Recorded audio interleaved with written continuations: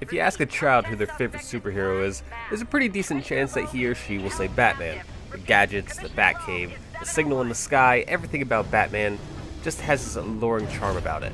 That's the case with a lot of recent Batman media as well, such as the recent films and the two excellent Arkham games developed by Rocksteady.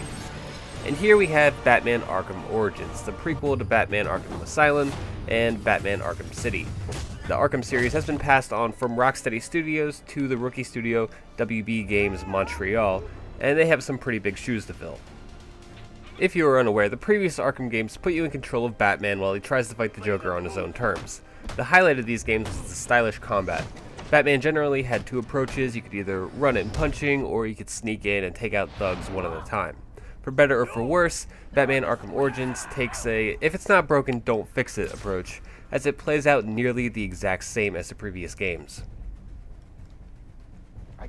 The story revolves around a younger Batman who has had a bounty placed on his head suddenly. Several villains show up, such as Firefly, Bane, and Deathstroke, and they plan on killing Batman to claim the $50 million bounty. It's not exactly spectacular by any means, but it does introduce Batman to some characters which I didn't even know existed. As a secondary purpose, it also introduces Batman to the Joker, which, as you may know, he is the insane and maniacal arch-nemesis of Batman. In the end, however, I was disappointed with the lack of new characters. There was a lot of potential with all of these new and interesting enemies making an appearance, but the fact is you don't even see or hear from half of them when you're playing the game. Instead, we're left fighting and talking to the characters we've been fighting in the other Arkham games, such as Bane. I'm not kidding when I say the gameplay is nearly the exact same as the previous Arkham games. It's the exact same engine and everything. The combat is literally the exact same with the exception of two new enemies. There are a few new gadgets Batman has on his tool belt, such as the glue grenade and the remote claw. However, I never really used these too often as they didn't seem useful in combat situations. Instead of dealing damage, they usually restrict the NPCs, which limits their usefulness in a way. Another thing I noticed right off the bat is the AI of enemies is downright stupid.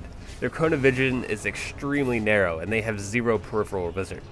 It really makes things easier when you're sneaking behind some thugs because there's pretty much nothing you can do to get their attention besides waltzing out in front of them. The level design is mostly hit or miss. Gotham City is a very gray, dark, and unmemorable place. There are no civilians, no cars on the street, and only a limited number of activities for you to partake in. The story explains that there's this citywide curfew because of a nasty blizzard that's coming in, but that doesn't really explain why the only people you see in Gotham City are miscellaneous thugs and brutes. When you head inside to the various buildings, there is a pattern that becomes painfully obvious. You will fight a group of thugs in a smaller enclosed room with hand-to-hand combat, and then you will move on into a larger room where you have to be sneaky, and there's lots of hiding places and things like that. There's pretty much no inspiration here, or creativity, and it feels largely like Arkham City. Fortunately, the combat system is very smooth most of the time, or else it would just be a chore to play. This time around, I guess in an attempt to differentiate this game from Arkham City, there's this new multiplayer mode that's first for the Batman games. This pits three teams against one another, including Batman and Robin, the Joker's gang, and Bane's gang. It plays out as a sort of King of the Hill, requiring two gangs to battle it out over these control points, and Batman and Robin can pick off thugs that wander too far from their teammates. It plays as you might expect. The heroes can use their takedown moves and the thugs control like a typical third-person shooter. It's nothing to write home about, but it is fun if you're lucky enough to be the Bat or the Boy Wonder. In a way, it almost reminds me of the multiplayer in Assassin's Creed. It's kind of tacked on, but it can be fun for short bursts of time. Visually, Batman looks good for the aging consoles. It runs at a pretty solid 30 frames per second with only slight drops every once in a while. Everything just looks solid when indoors.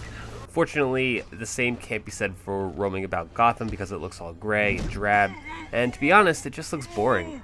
However, the audio holds up very well. The vocals are done by a different talent than the previous two Arkham games, but the new voice of Batman and the Joker is phenomenal. Music is also great, and I particularly like the Joker's rendition of Carol of the Bells.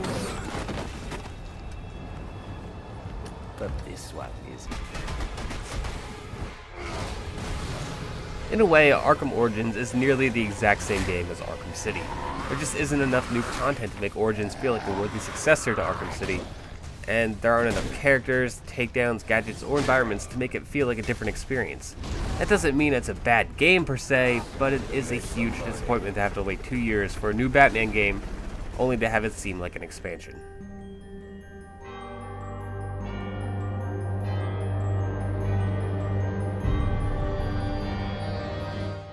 As always, thank you for watching our video review of Batman Arkham Origins, and make sure you check out JumpToGamer.com for more reviews, previews, and gaming information.